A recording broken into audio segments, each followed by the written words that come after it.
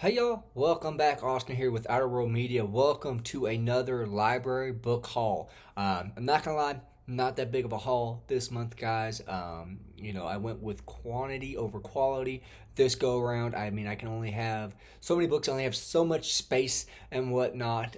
But without any more, ramblings or interruptions, let's get into it. We're gonna start off with one that I told y'all that I was probably going to pick up, that I was going to look for, and I found it and I snatched it up right away, and that is The Killer Angels. Now, I'm not going to lie, I don't really know a whole lot about this book. I know that Dustin over at Dustin Italy, I consider Dustin a friend at this point. He has recommended this book to me a couple times, and so I know that he says this is one. I think he said this is one of his favorite books. I could be mistaken, could be thinking of someone else, but I was super excited to find this. I'm not gonna lie, they did have a hardcover edition, and I debated on getting that. But you know what? I think reading paperbacks a lot better in my opinion. That, and it's just me. I will be honest though, hardcovers do look a hell of a lot nicer on shelves. But you know what? I get books to read them, not to just look at them. Um, the next, I did pick up a couple westerns. Didn't really do a whole lot in the western section this time, guys. Obviously, they have leftover stock and quite a bit of it. I don't. I feel like a lot of people go look in that section, but not a whole lot of people get stuff out of it. But I did check my Louis L'Amour section and whatnot, Max Brand. I didn't get any Max Brand books. They just didn't have any that I really wanted. There's other stuff that I wanted to get. But the Zane Grey books that I did get, I think I struck the mother lode. We're going to start off with The Great Trek by Zane Grey. This book, from what I understand, is like a little bit more of a serious version. It's kind of made me think of Quigley Down Under, if you've ever seen that movie. I mean, this takes place over in Australia, from what I could tell. Cattle drives across Australia, I believe. So that got me super excited. I've been wanting to find this book for a while, and I was so happy to find it there. With the library sale, as to be expected, got a little rip in there, but you know what? That's okay. I will love this book just the same, whether it was new or had that little rip in there. The next one is one I was super excited about. As soon as I saw it, I grabbed it. Little backstory. The first Zane Grey book that I've ever read was The Riders of the Purple Sage, the uncut, uncensored edition. If you saw, sorry guys, my nose is itching. If you saw, though, my review, I didn't understand what was uncut or uncensored about it. They did have another copy of The Rider of the Purple Sage there. I didn't get it, though. I'm kicking myself in the butt now for not getting it, just so I could have had them to compare. But I have been looking for the sequel for a little while now, since I've actually read that book. I've done a little bit of research, and I feel like there's like four different names or sequels, or what people identify as sequels. But this is seems to be the main one, and someone, I'm sure Dustin, will go down in the comments and tell me the correct information, and I'll put that on my weekly update. But I did find The Rainbow Trail by Zane Grey. Again, and it says on here, the sequel to Riders of the Purple Sage.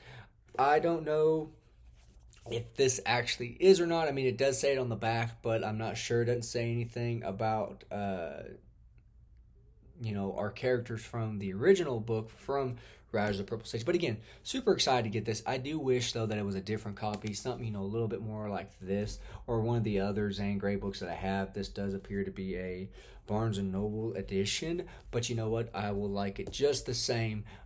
Just not going to be as uniformed up top there. Next, I did pick up Flags of Our Fathers. I've been meaning to get into more nonfiction books. I really enjoy the Clint Eastwood movie that was made out of this. Kind of little side story for you guys. When I was a kid, I was reading way above my age group and reading level and whatnot. And so I tried picking this up when I was in like elementary, like fourth or fifth grade, I think. I think it might have been fifth grade. And I got like so many pages into it. I don't remember, probably 100 or some pages. And I wasn't, retaining anything. you know, Names and facts were getting thrown out, and I didn't retain any of it. Needless to say, so when I saw this, I was super excited.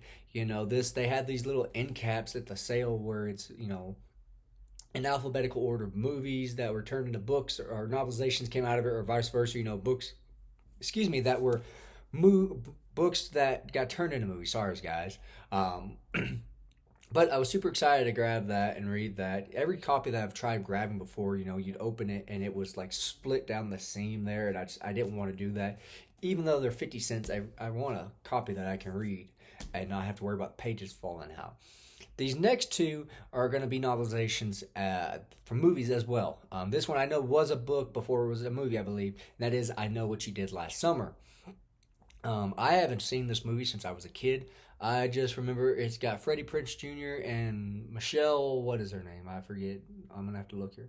Sarah Michelle Gellar. That's it. I know again this is like a teen book, and I've seen the reviews on Amazon because I thought about buying this before, and everybody's like, it's not like the movies.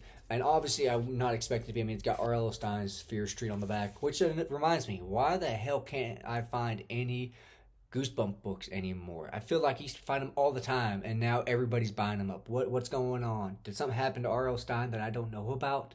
But again, with spooky season underway, it might be nice to kind of read this in, October or something like that. Be kind of cool. This next one, I didn't know this was a thing. And this is a novelization as well, and this is the novelization of Hook. So if you've ever seen the movie Hook, with Robin Williams and whatnot, to kind of show you guys. I mean, it's got some screenshots, stills in there. Um, Hook essentially is about Peter Pan growing up facing Captain Hook. The movie came out like the 90s, I think. I know it was a Steven Spielberg production. Let me see here. 90, 91, 92, I believe.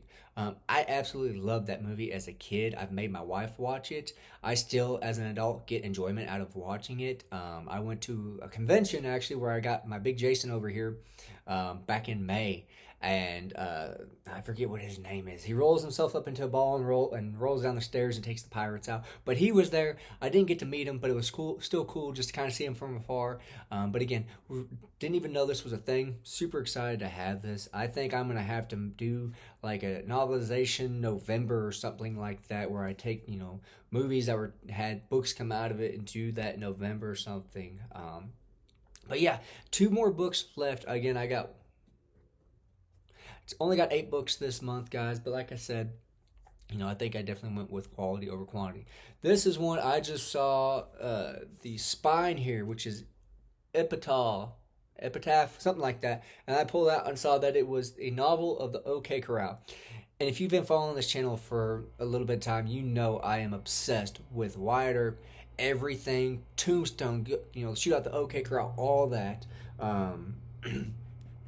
I did read the back of this, and it looks like it is a kind of a retelling some facts about this. I don't know. I just thought that was the OK Corral, and I have this impulse. I've realized anything with OK Corral or Wyatt Earp, I'm going to buy it. I don't care what it is. I'm going to buy it. So, like I said, I've been needing some some nonfiction, and it's $2. Let's kind of read this real quick. A deeply divided nation, vicious politics, a shamelessly partisan media, a president scorned by half the populace, smuggling and gang warfare along the Mexican border, armed citizens willing to stand their ground and take law into their own hands. That was America in 1881. All the forces came to bear on October 26th when Doc Holliday and the Earp brothers faced off against the Clans and the McLaurys in Tombstone, Arizona. It should have been a simple misdemeanor arrest, but 30 seconds and 30 bullets later, 3 officers were wounded and 3 citizens lay dead in the dirt. Wyatt Earp was the only one unscathed. The lies began before the smoke cleared, but the gunfight at the OK Corral would soon become central to America's beliefs about the Old West. Mary Doria Russell has unearthed a tragedy buried beneath 130 years of mythology, misrepresentation, sheer indifference to fact, epic and intimate.